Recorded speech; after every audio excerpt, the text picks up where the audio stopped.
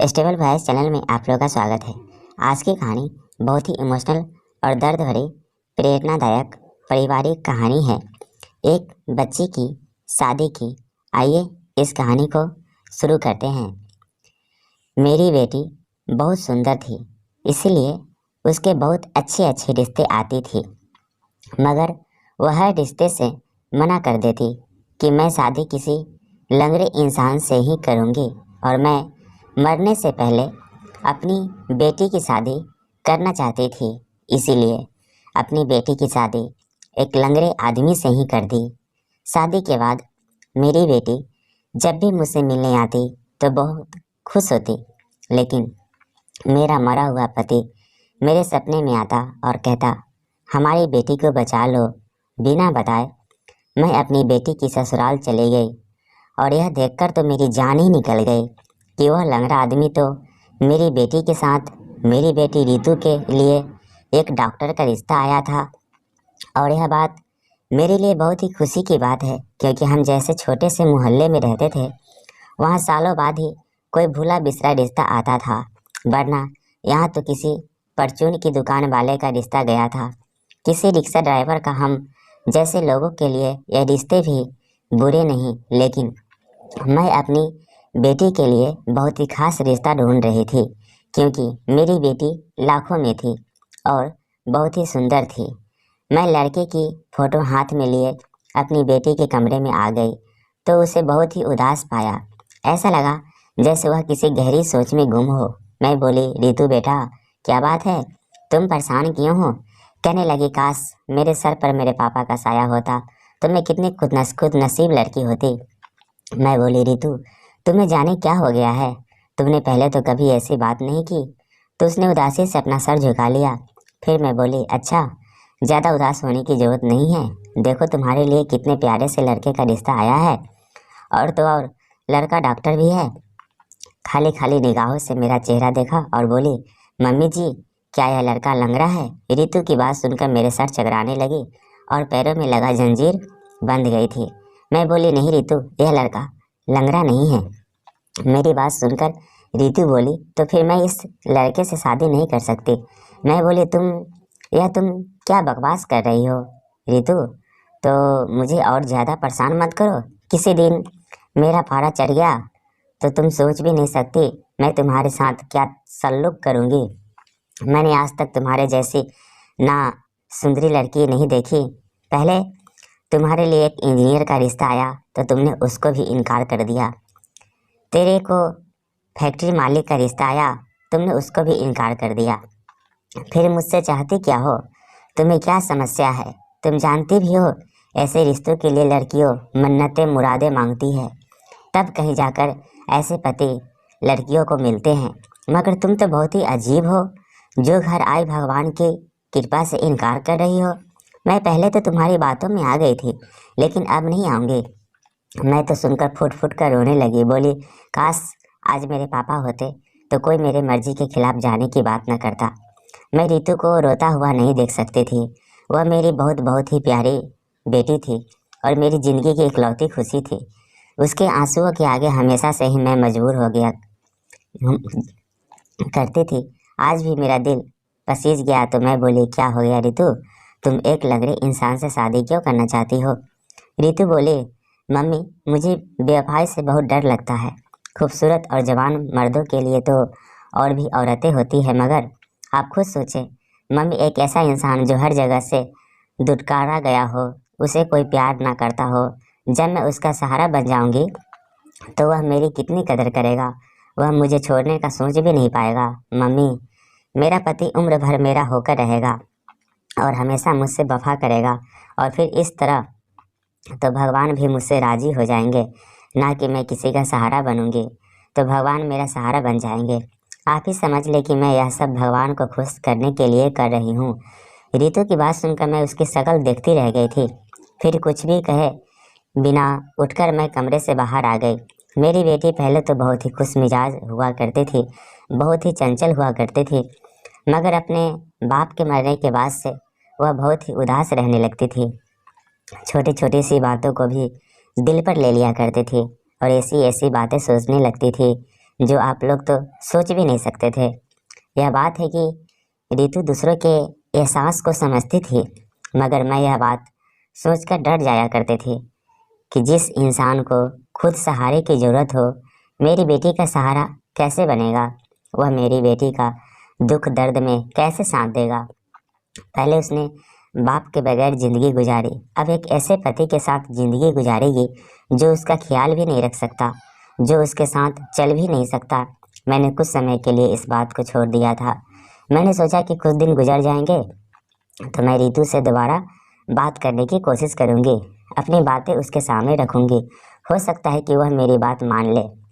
इस काम के लिए मैंने रितु को 2-3 दिन का समय दिया था कि अच्छे से सोच समझ ले, तभी कोई फैसला करे।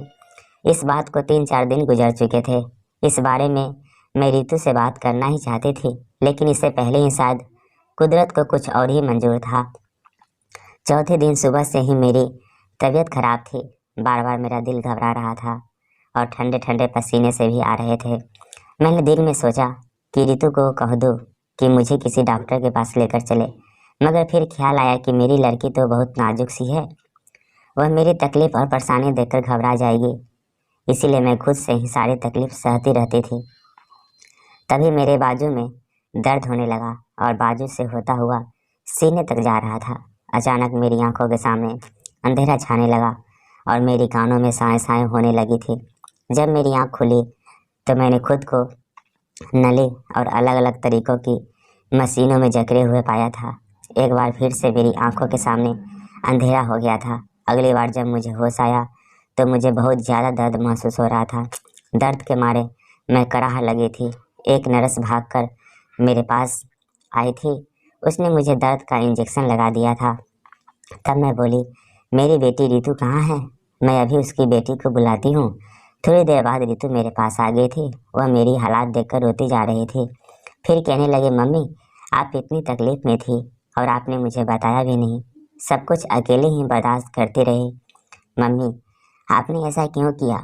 माँ को इतना बड़ा हार्ट अटैक आया हुआ है कि उनकी जान भी जा सकती थी। मम्मी आप मुझे किसके सहारे छोड़कर जाने वाले थे? मुझसे रितु की तकलीफ़ बर्दाश्त नहीं हो रही थी। मैंने उसे दिलासा देने के लिए अपने हाथ उठाना चाहे, लेकिन कमज़ोरी इतनी थी कि हाथ भी नहीं उठे और ना ही बोला जा रहा था। नर्स ने मुझे आराम करने को कहा था। मैं चुपचाप लेट गई। रितु को भी नर्स बाहर ले गई थी। अब मैं खुद से ही सवाल पूछ रही थी जो थोड़ी देर पहले रितु ने मुझसे पूछे थे। मेरे सवाल उसका इस दुनिया में कोई नहीं था। यह तो भगवान की कृपा थी कि उसने मुझे अपनी कृपा से दोबारा ज़िंदगी दी थी। अब मैंने सोच लिया था कि जैसे ही मैं ठीक होकर घर जाऊंगी, मैं डॉक्टर के माँ बाप को बुलाकर रिश्ता पक्का कर दूंगी। कुछ दिनों बाद मुझे हॉस्पिटल से छुट्टी मिल गई थी। डॉक्टर ने बहुत ही ज़्यादा ध्यान रखने को बोला था और यह भी कहा था कि आप जितनी जल्दी हो सके अपनी ओपन हार्ट सर्जरी करवा लें। मगर मेरी सोच अभी इन चीज़ों की तरफ नहीं जा रही थी। मैं अपनी बेटी का घर बसा हुआ देखना चाहती थी। मुझे घर आए हुए पूरे 2 दिन हो चुके थे। रितु ने मेरी इतनी सेवा की थी, मैं उसके लिए हरदम दुआएं मांगा करती थी। एक दिन मैंने रितु का हाथ पकड़ लिया और कहा, रितु अगर मैं तुमसे कोई चीज़ मांगूँ तो तुम दोगी? उसकी आंखें भीग गई और बोली, मम्मी अगर आप मुझसे मेरी जान भी मांग ले तो वह भी मैं आपको देने से मना नहीं करूँगी। मैं बोली, रितु तुम्हारे लिए जो डॉक्टर का रिश्ता आया था वह बहुत ही अच्छे लोग हैं, लड़का भी पढ़ा लिखा सुलझा हुआ है। मैं चाहती हूँ कि तुम्हारी शादी उस डॉक्टर से ही हो जाए और जल्द से जल्द तुम्हारा घर बस जाए। मैं तुम्हें यूँ बेसहारा छोड़कर मरना नहीं चाहती।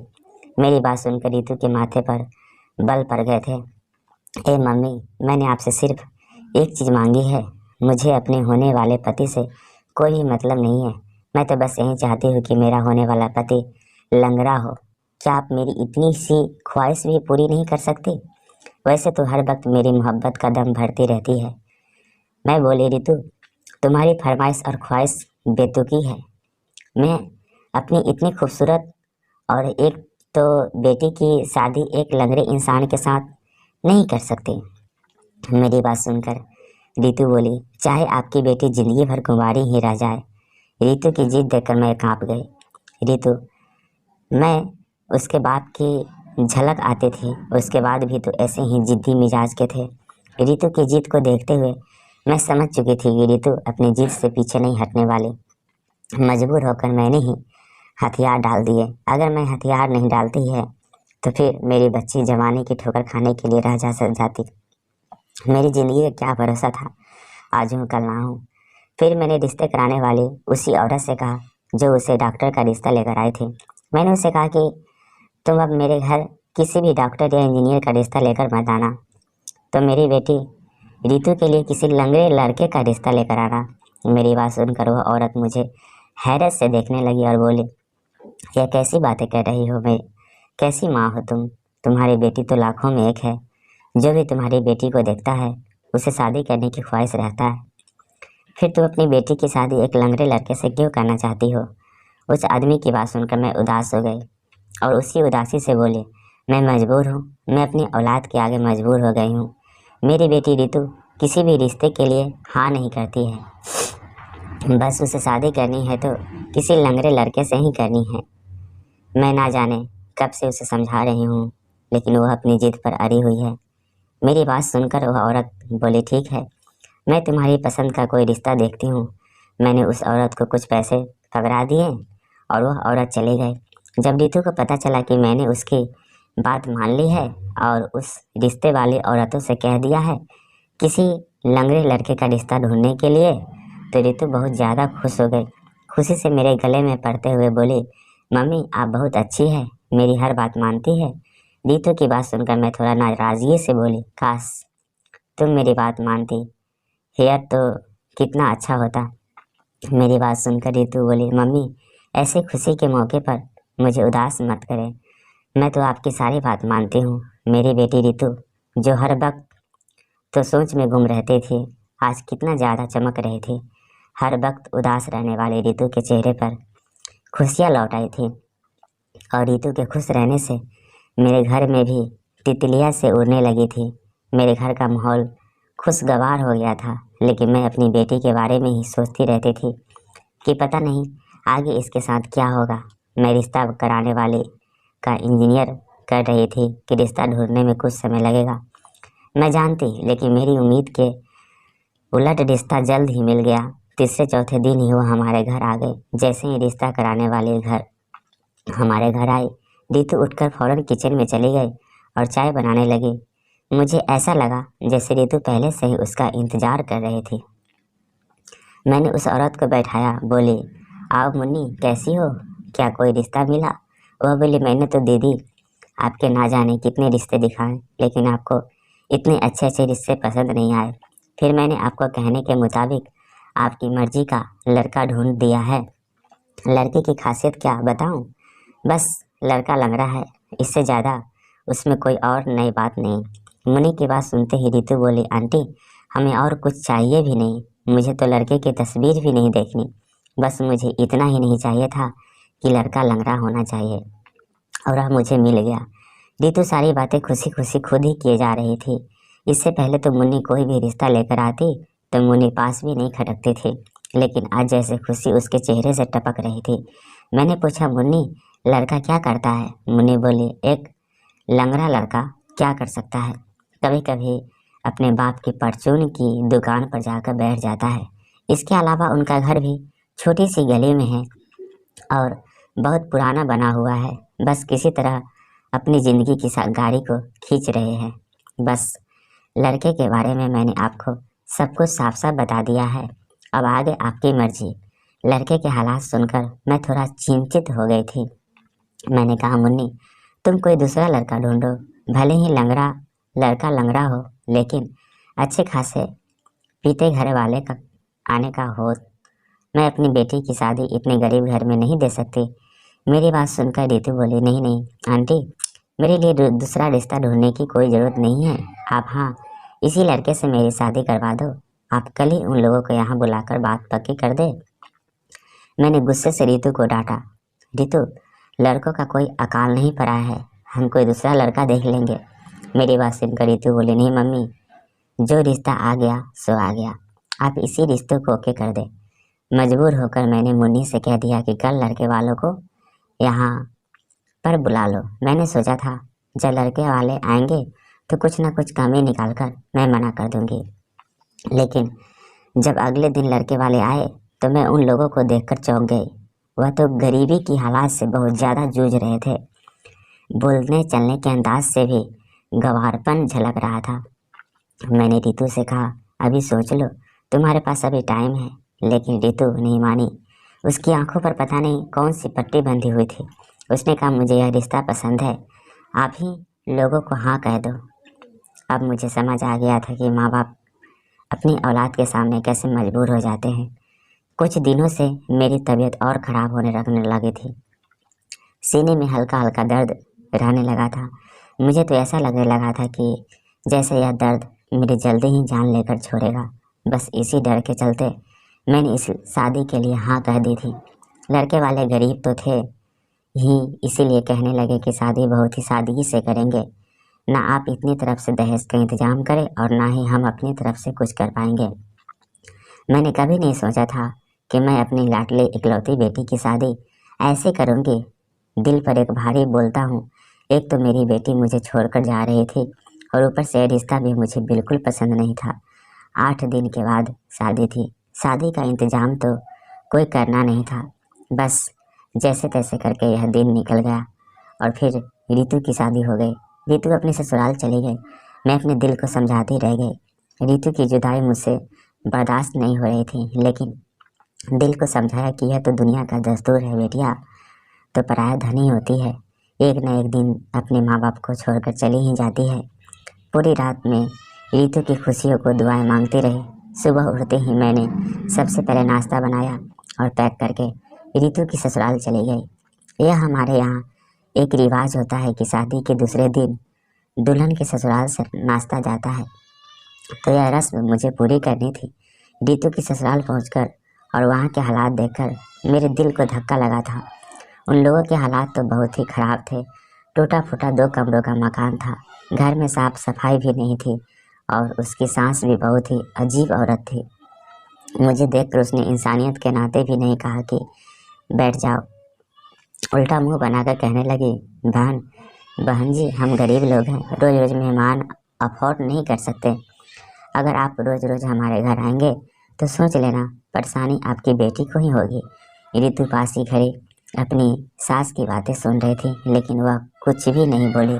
मैं बोली कि मैं तो यह नाश्ता पहुंचाने आई थी, यह रस्म होती है ना, इसीलिए। अच्छा, अब मैं चलती हूँ। जब मैं जाने लगी तो रितु मेरे गले लग गई। उसकी आंखों में आंसू थे। बोली, मम्मी, मैं आपकी अच्छी बेटी साबित नहीं हुई। मैंने आपको बहुत दुख दिए हैं। मैंने रितु के आंखों से आंसू साफ किए और कहा, रितु, मुझे तुमसे कोई शिकायत नहीं है, बस तुम अपने घर में खुश रहो, भगवान तुम्हारा नसीब अच्छा करे। रितु बोले, मम्मी, आप मेरी एक बात मानेगी? मैंने हाँ में सर हिला दिया। तो रितु बोली, मम्मी, आप मेरी ससुराल में मत आना। जब यह लोग आपकी बेइज्जती करते हैं तो मुझे अच्छा नहीं लगता। मैं खुद ही आपसे मिलने आया करूँगी। मैंने हाँ में सर हिलाया और कहा, रितु, अपना ध्यान रखना। और यह कहकर मैं घर वापस आ गई। मैंने रितु के सामने बहुत हौसला दिखाया था। अपने आंसुओं को कैसे रोका था मैं ही जानती थी कि, लेकिन घर आकर मैं खुद पर कंट्रोल नहीं कर पाई। मैं फूट फूट कर रोने लगी। मेरी बेटी ने खुद ही अपने पैरों पर कुल्हाड़ी मारी थी और अब इसमें मैं कुछ भी नहीं कर सकती थी। रितु के बिना घर सुना सुना लगता था। कभी कभी मोहल्ले की औरतें आ जाया करते हैं तो मन थोड़ा सा बहक जाता था। मोहल्ले की औरतें कहते हैं कि तुम भी बाहर निकला करो, हमारे घर भी आया करो, मन थोड़ा बहला रहेगा। रितु की शादी को 4 दिन हो चुके थे, लेकिन रितु मुझसे मिलने नहीं आई थी। रितु से मिलने के लिए मेरा दिल बहुत बेचैन हो रहा था, लेकिन मैं उसकी ससुराल नहीं जाना चाहती थी। मैं अपनी बेइज्जती सह सकती थी, लेकिन अगर मेरी बेटी के लिए मुश्किलें खड़ी होती तो यह मुझसे बर्दाश्त नहीं होता। और यही सोचकर मैं रुक जाती थी। मैं रितु के ख्यालों में ही घूमती कि तभी दरवाजे पर हल्की सी दस्तक हुई और दरवाज़ा खोलकर रितु अंदर आ गई। रितु को देखकर मैं खुशी से फूल उठी। मैंने जल्दी से आगे बढ़कर उसे गले लगा लिया। वह भी मुझसे निपट गई थी। खुशी से चढ़ते हुए बोली, मम्मी, आपकी बहुत याद आ रही थी, इसीलिए आपसे मिलने चली आई। मैंने कहा, रितु, मुझे भी तुम्हारी बहुत याद आ रही थी, लेकिन मैं तुम्हारी सास की वजह से तुम्हारे घर नहीं आए थे। बोली आपने बहुत अच्छा किया जो आप नहीं आए, क्योंकि मेरी सास बहुत अजीब औरत है। उसे मोहल्ले अपने घर में बिल्कुल पसंद नहीं है। हालांकि मेहमान तो भगवान का रूप होते हैं, लेकिन पता नहीं मेरी सास को मेहमान क्यों नहीं पसंद।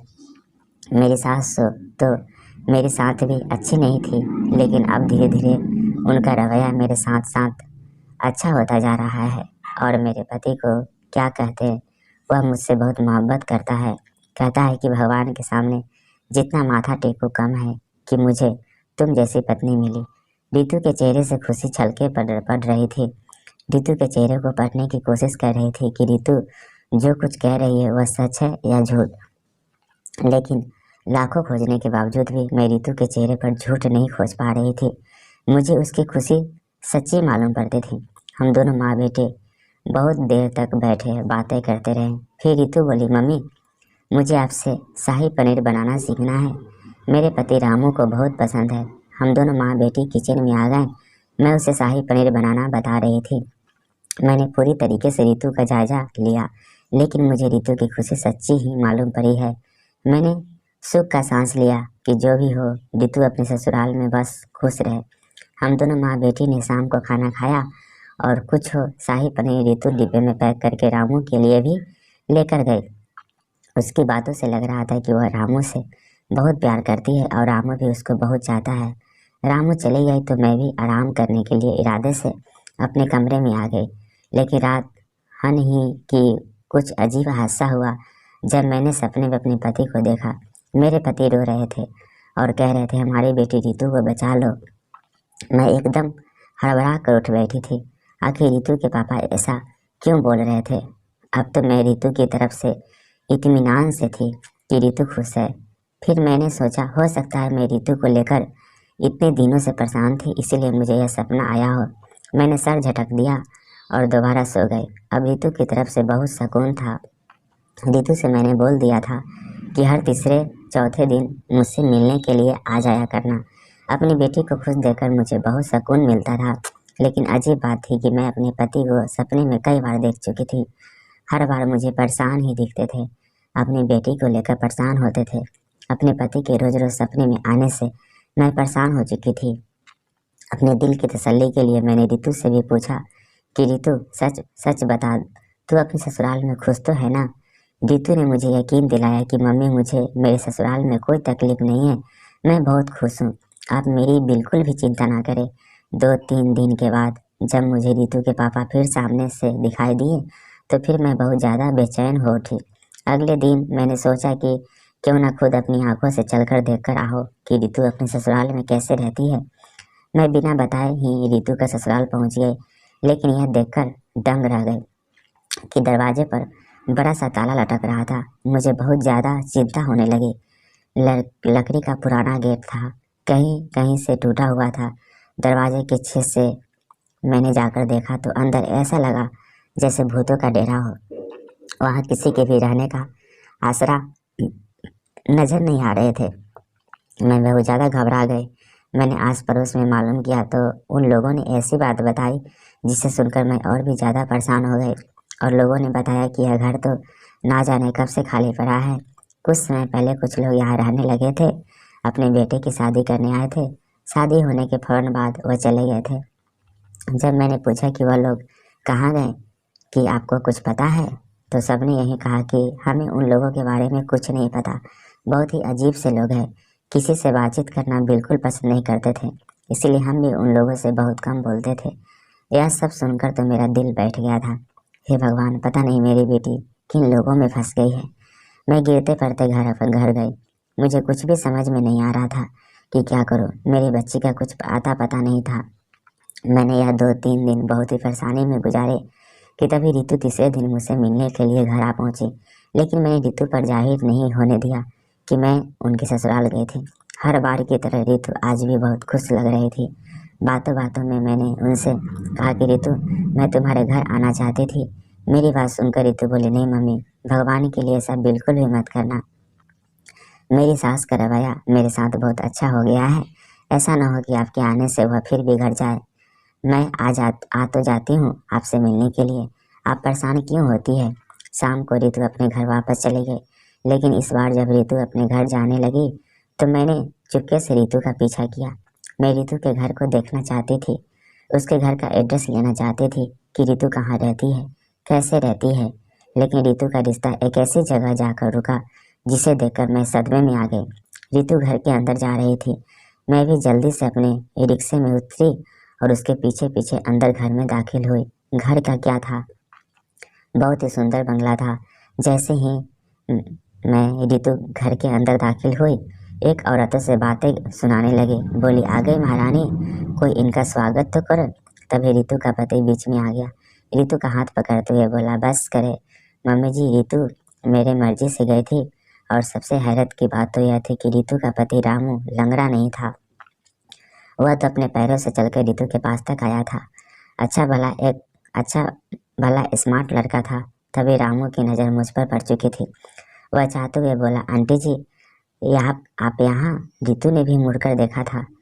रितु की सांस तो मुझे देखते ही गुस्से के मारे पैर पटकते हुए वहाँ से चली गई थी। रितु मुझे अचानक अपने सामने देखकर बहुत ज़्यादा डर गई थी। वह जल्दी से मेरे पास आई और हाथ जोड़ते हुए बोली, मम्मी मुझे माफ़ कर दे, मैंने आपको धोखा दिया है। लेकिन मैं क्या करती, मैं रामू से प्यार करती थी, उसके बिना जिंदा नहीं रह पाती। लेकिन मुझे पता था कि आप रामू से मेरी शादी कभी नहीं होने देंगे, क्योंकि रामू पापा के उसी दोस्त का बेटा है जो जेल में है। इतना सुनते ही मैं गुस्से के मारे थर थर काँपने लगी थी। रितु इतना बड़ा धोखा मुझे कैसे दे सकती थी? रितु ने अपने बाप के कातिल के बेटे से ही शादी कर ली। रामू के पापा और रितु के पापा बहुत बहुत अच्छे दोस्त थे। एक बार वह शिकार खेलने गए हुए थे कि तभी वहाँ दोनों की अचानक लड़ाई हो गई और रामू के पापा ने रितु के पापा को खाई में धक्का दे दिया, जिससे कि उसकी वहीं मौके पर ही मौत हो गई। मैंने भी पुलिस को बयान दे दिया था कि मेरे पति क्यों उनके दोस्त नहीं मारा है। मेरे बयान पर और कुछ छानबीन करके पुलिस ने रामू को पापा को पकड़ लिया था और उन्हें 15 साल की सज़ा हो गई थी। रामू की माँ ने मुझसे बहुत कहा था कि बढ़ाते हुए मुझसे बोली थी कि प्लीज़ बहन अपना बयान वापस ले लो और रामू के पापा को जेल से रिहा करवा दो। मेरे पति बेकसूर है, उन्होंने तुम्हारे पति को नहीं मारा, लेकिन मैंने रामू के पापा को माफ़ नहीं किया। वह अभी जेल में थे और शायद यही वजह थी कि रितु की सास रितु से और मुझसे नफरत करती थी। रितु का पति रामू बोला, आंटी माँ और रितु आपसे मैं मोहब्बत करते थे। हम दोनों अजानते थे कि आप हम दोनों की शादी नहीं होने दीजिएगा। इसीलिए रितु ने आपसे जिद की कि वह किसी लंगड़े लड़के से ही शादी करेगी, जिससे कि आपको शक ना हो और आप उसके लिए कोई दूसरा रिश्ता ना देखें। मैं अपने एक दोस्त की माँ को लेकर एक पुराने से घर में किराए पर रहने लगा और इस तरह अपने दोस्त की माँ को अपनी माँ बताकर मैंने आपके घर रिश्ता मांगा और इस तरह हमारी शादी हो गई। मेरी माँ भी इस रिश्ते के लिए तैयार नहीं थी। उन्होंने रितु को अभी तक अपनी बहू के रूप में स्वीकार नहीं किया है। वह जब भी रितु को अपने सामने देखते हैं तो उन्हें मेरे पापा का चेहरा याद आने लगता है जो जेल में है। रामू की बात सुनकर मैं कुछ नहीं बोली, घर वापस आ गए। पहले तो रितु पर गुस्सा आ रहा था, इतना गुस्सा कि जी चाहा कि उसे सारे रिश्ते ख़त्म कर लो। लेकिन फिर जब ठंडे दिमाग से सोचा तो लगा कि कहीं ना कहीं गलती मेरी ही है। हो सकता है रितु के पापा की मौत एक्सीडेंट हो, क्योंकि उन दोनों में तो इतनी पक्की दोस्ती थी। फिर मिला रामू के पापा, रितु के पापा की जान कैसे ले सकते थे। रात भर इसी सोच विचार में रहे और फिर एक नतीजे पर पहुंचकर सो गए। सुबह उठकर मैंने पुलिस को जाकर बयान दिया। मेरे बयान पर और थोड़ी बहुत सिफारिश पर रामू के पापा जेल से छूट गए। मैं अपने घर आ गई थी। अगले ही दिन रितु, रामू के पापा और रामू की माँ हमारे घर आए। रामू की माँ ने आते ही मुझे गले लगा लिया, रोते हुए बोली, बहन तुमने मेरे सुहाग को बचाकर बहुत अच्छा काम किया है। मेरे दिल के अंदर गुस्सा भरा हुआ था, इसलिए रितु को भला बुरा कहती रहती थी। रितु तो बहुत ही अच्छी और सब्र वाली बच्ची है। मैं उसे ना जाने क्या क्या बातें सुनाती रहती थी, लेकिन वह मुझे लौटकर जवाब नहीं देती थी। बहन जी, अब आप ही हमें सच्चे दिल से माफ़ कर दे, तभी हमारे दिल को सुकून मिलेगा। रामू के पापा ने भी माफ़ी मांगी, लेकिन मैंने उन्हें रोक दिया कि माफ़ी मांगने की कोई ज़रूरत नहीं। शायद मुझे यह काम बहुत पहले कर देना चाहिए था, बल्कि उल्टा आप लोग मुझे माफ़ कर दे। जो मैंने आपको इतना परेशान किया, मेरी वजह से आपको इतने साल जेल में रहना पड़ा। बस अब हमारे बच्चे आपस में खुश रहें और हमें क्या चाहिए। सब ने हमें गर्दन हिलाई, सबके चेहरे पर खुशियाँ ही खुशियाँ थी। मैंने आगे बढ़कर आयत, रितु और रामू को गले लगा लिया। मैंने रामू को अपने दामाद के रूप में और रितु को सास हाई ने उसे अपनी बहू के रूप में खुशी खुशी स्वीकार कर लिया। कैसा लगा यह कहानी, और कहानी का कौन सा पार्ट्स आपको अच्छा लगा, कमेंट्स करके ज़रूर बताएं। और आप ये चैनल पर नए हैं तो कृपया इसे लाइक, शेयर और सब्सक्राइब कर लीजिए, जिससे कहानी की नोटिफिकेशन